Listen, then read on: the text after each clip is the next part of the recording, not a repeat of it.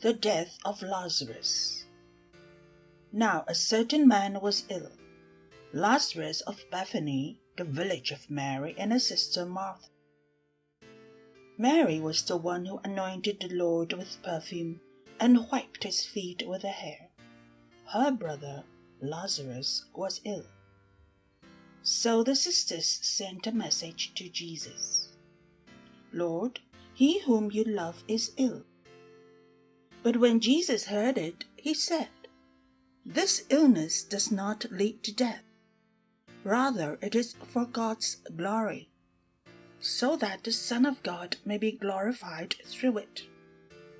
Accordingly, though Jesus loved Martha and her sister and Lazarus, after having heard that Lazarus was ill, he stayed 2 days longer in the place where he was. Then after this he said to the disciples, "Let us go to Judea again." The disciples said to him, "Rabbi, the Jews were just now trying to stone you, and are you going there again?" Jesus answered, "Are there not 12 hours of daylight?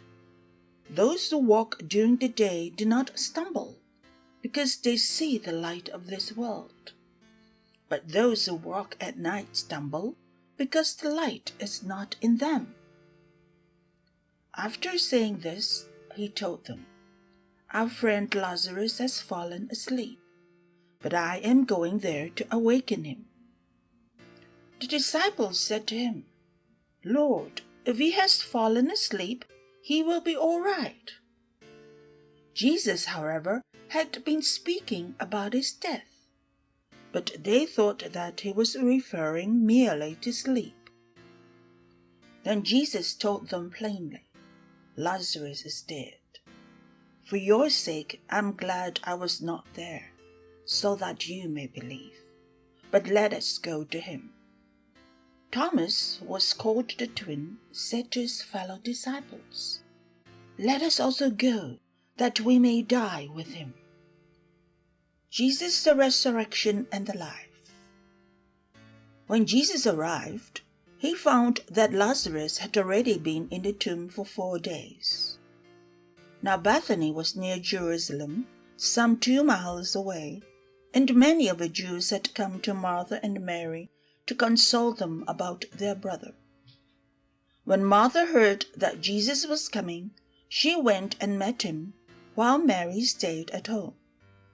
Martha said to Jesus, "Lord, if you had been here, my brother would not have died.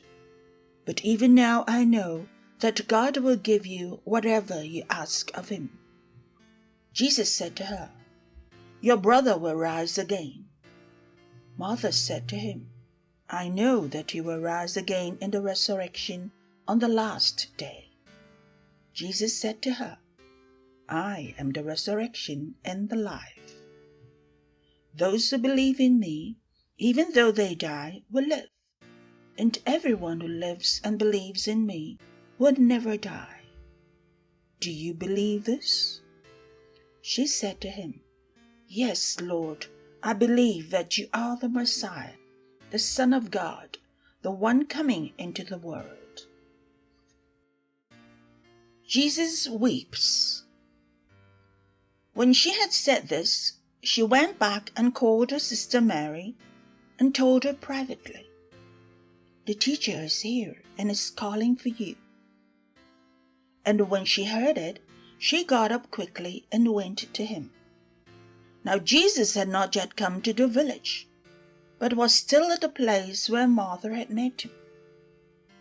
The Jews who were with her in the house, consoling her, saw Mary get up quickly and go out. They followed her because they thought that she was going to the tomb to weep there. When Mary came where Jesus was and saw him, she knelt at his feet and said to him, "Lord, if you had been here, my brother would not have died." When Jesus saw her weeping, and the Jews who came with her also weeping, he was greatly disturbed in spirit and deeply moved. He said, "Where have you laid him?" They said to him, Lord, come and see." Jesus began to weep. So the Jews said, "See how he loved him." But some of them said, "Could not he who opened the eyes of the blind man have kept this man from dying?"